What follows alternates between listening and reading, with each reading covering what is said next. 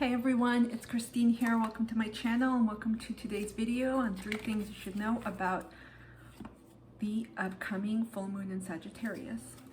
Very briefly, the full moon in Sagittarius is happening on Tuesday, June 14th at 7:52 a.m. New York Daylight Savings Time. I should say, I don't know why I say New York. New York I always use as a point of reference, but that's Eastern Daylight Savings Time. Mercury retrograde shadow period is still affecting me, FYI. So my apologies on that blurb. It is happening at 23 degrees and 25 minutes in the sign of Sagittarius. So be sure to check your charts to see what house the full moon will be occurring in. And let's dive in. So I'd like to meditate about this because I always get messages about each lunar cycle. And for me, that helps to really get clear on where I want things to go forward, because full moons are very much about endings, wrapping things up, things coming to light. I always get almost like a mini Scorpio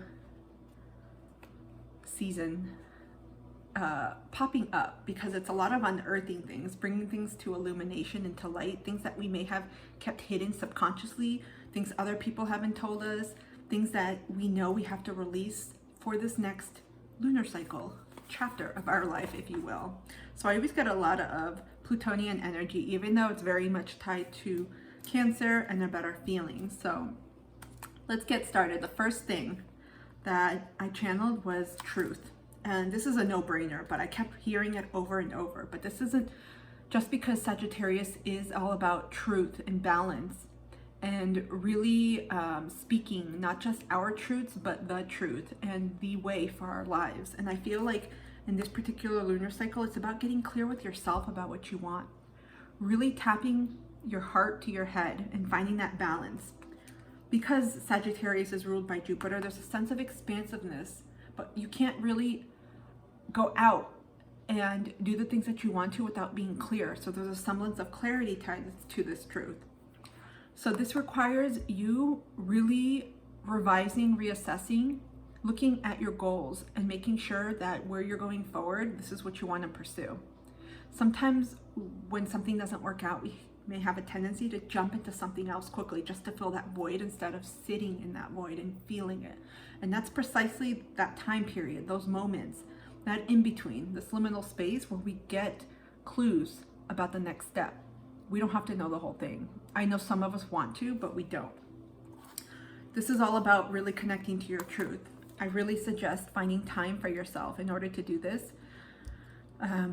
Really connecting to yourself in a way where you feel connected. That could look like meditation or quieting yourself, putting on your favorite music and just laying in bed and just letting it flow, surrendering, saying intention, whatever information comes in, that you will receive this with your highest love and self and see what happens. It doesn't always have to look in the same way where people meditate to binaural beats or to frequencies.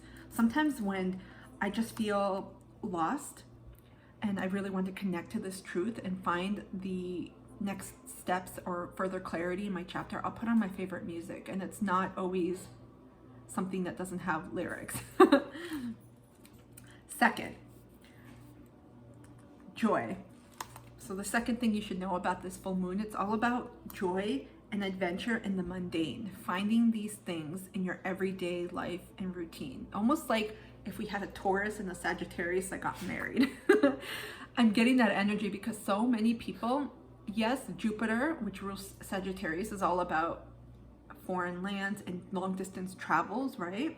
But it's very much too a semblance of our own emotional world, our own psyche, our own internal knowledge and system and philosophies. Because you can do a lot of traveling up here without ever leaving your home. Think of going to the library and reading. Reading is an expansive, amazing hobby. It's one of my favorite, and I always espouse this because you can learn so much without ever having left your home. If you don't have the capabilities to travel, because I do feel like travel is an amazing opportunity for schooling and for on-the-job training and out of the classroom learning, you can learn in other ways.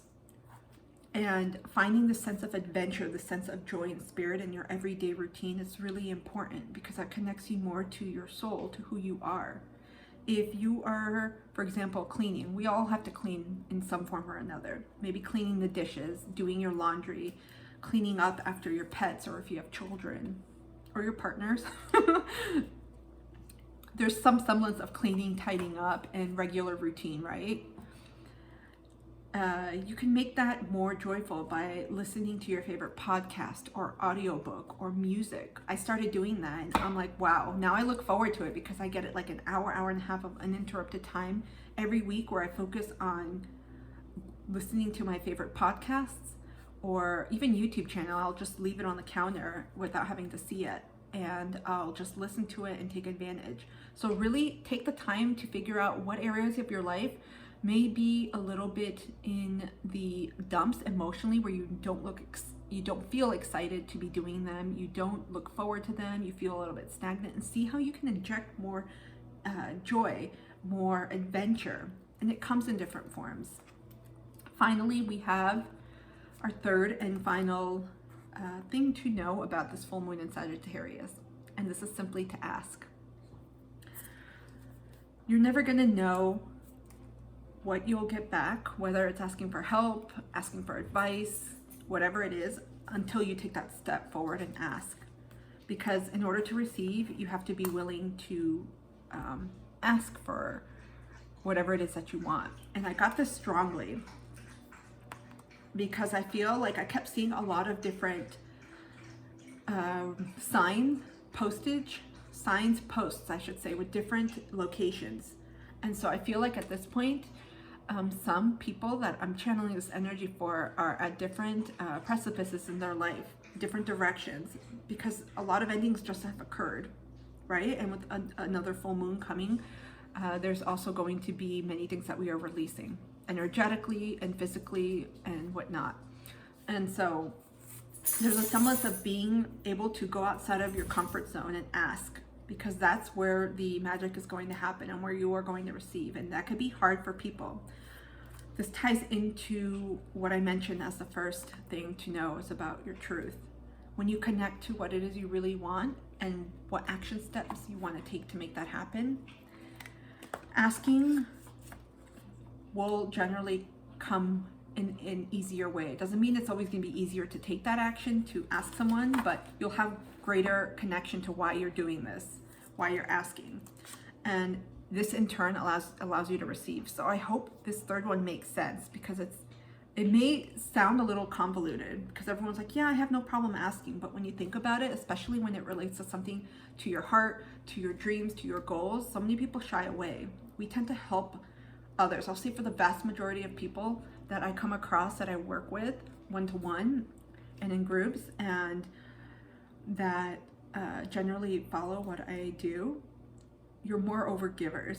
You tend to take care of others, you tend to help others and put yourself out there, and you tend to expend your time, your energy to help and assist others. I feel like this full moon is asking us not just to release that and be selfish, no, but to take a greater balance and to connect that guidance in receiving with this asking. So this is it. I hope these three things provided a little bit more clarity. Again, these are my intuitive messages. They're probably very different from many others that are on the web. But I always say, trust your own intuition. Everyone has access to intuition, to guidance, to spiritual guidance, to your team, to the cosmos. It's really all about just getting quiet and hearing those nudges and feeling what's right for you. But I hope this can provide a little bit more of perhaps a framework for you to get started on this. And I am wishing you all a really cathartic, healing full moon. Release things that no longer serve you, and let's start this new chapter with certainty, with joy, and with our own truth and power. Don't dim your light. Take care, and I'll see you soon.